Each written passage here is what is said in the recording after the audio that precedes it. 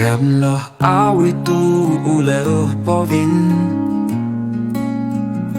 ang hari ang lay shui lung min lên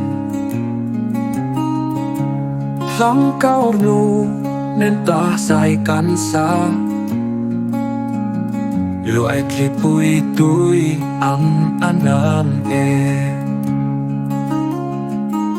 lắng tiếng cao nu đang nghĩ sơ min cầu vai nu ta ba yan si chúa an căn vang khâu đã ya lo bao la ít tầng ngày bên cả chỉ năng nghe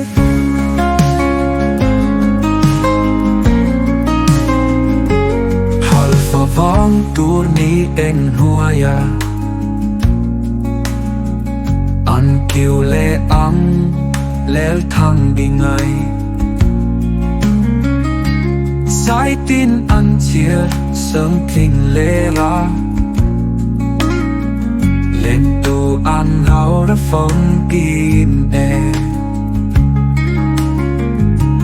cho lâu lên đi xuân đầy mèo chú xem lại nấu ăn play à hà lúa có nu ăn cái đáp khui thấy lâu thì lại chung ăn ai xin ai e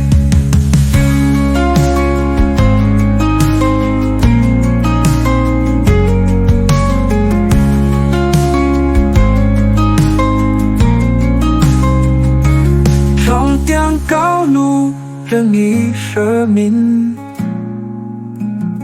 cầu vai nu ta ba ai ăn si chúa ăn căn vang khâu đã ya lo bao la itan này bên cái chi năng e itan này bên cái chi năng e thao lâu lên đi xuống này mèo chú sen lại nấu ăn play a ha lua cầu nu ăn cái đáp khui thấy lâu thì lại chú mang ở xin riai e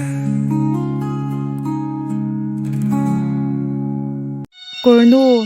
khotlang lama thiring chikhat ania asha min chap an awangin vainu chap ti in kurnu chap an ti vainu anga anchan awanga sham ti velawa chap ti po anni